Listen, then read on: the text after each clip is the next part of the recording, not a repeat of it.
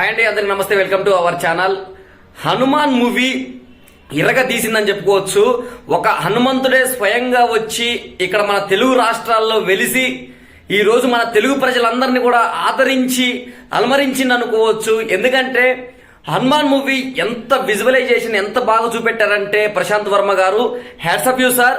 ఎందుకంటే ఇలాంటి movies Telugu film ఇండస్ట్రీలో కానివ్వండి, తర్వాత ఎక్కడ బాలీవుడ్ లో టాలీవుడ్ లో ఎక్కడైనా సరే ఇలాంటి సినిమాలు వస్తే తప్పకుండా ప్రజలు ఆదరిస్తారు. ఇది చిన్న సినిమా పెద్ద సినిమా అని చూడకుండా తప్పకుండా ఆదరిస్తారని చెప్పడానికి ఈ మూవీ నిదర్శనం.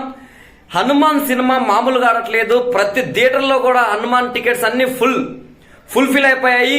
మనకి భారతదేశానికి సంబంధించి ఏదైతే అయోధ్య రామ మందిరం మనకి 22వ తారీఖు ఓపెనింగ్ అని చెప్పుకున్నామో, ఆ అయోధ్య రామ మందిరానికి ఈ రోజు హనుమంతుడే తెలుగు రాష్ట్రాలకి అమెరికా దేశాలన్నిటికి కూడా వెళ్ళి ఈ రోజు అందరికీ ఇన్విటేషన్ ఇచ్చినట్టుంది ఈ హనుమాన్ మూవీ మాత్రం సూపర్ గా ఉంది.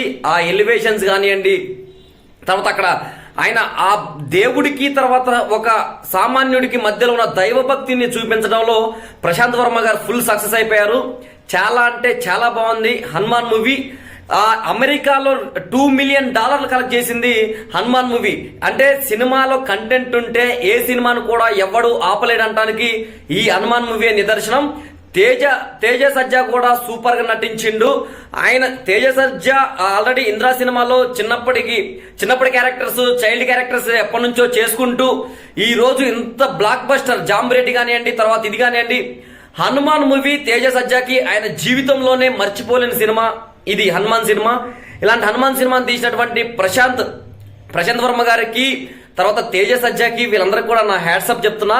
తర్వాత దాశరథి గారికి, మన డిఓపి గారికి, ఆయన కూడా విజువలైజేషన్ అద్దరగొట్టారబ్బా. విఎఫ్ఎక్స్, బీజిఎం ఏం సినిమా తీశారు గురు, ఏం సినిమా తీశారు. మస్తు అనిపించిన సినిమా. అయితే ఒక హిందుత్వాన్ని ఉట్టిపడేలా ఒక హనుమంతుడే స్వయాన ప్రతి ఇంటికి వస్తే ఎలా ఉంటుందో, ప్రతి ఇంటికి హనుమంతుడు వచ్చి మీది ఇదిరా బాబు మీకు ఇది ఇస్తాను అంటే ఒక సాధారణ మనిషి ఎలా అయితే రియాక్ట్ అవుతాడో, ఒక పక్క వాడు విలన్ సంబంధించి వాడేమో నేను రోబోట్ ని కనిపెడతా, నేను ఆ సాఫ్ట్వేర్ ని కనిపెడతా, ఈ సాఫ్ట్వేర్ ని కనిపెడతా అంటే మనుషుల కంటే పవర్ఫుల్ మిషన్, దేవుళ్ళ కంటే పవర్ఫుల్ మిషన్ అని చెప్పి వాడి ప్రయత్నాలు వాడు చేసిండు.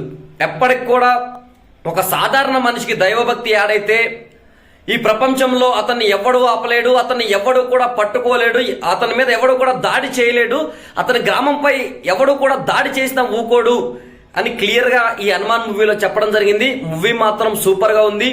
ఎవరైనా చూడని వాళ్ళు ఉంటే ఖచ్చితంగా వెళ్ళి చూడండి. నాకైతే మస్తు నచ్చింది.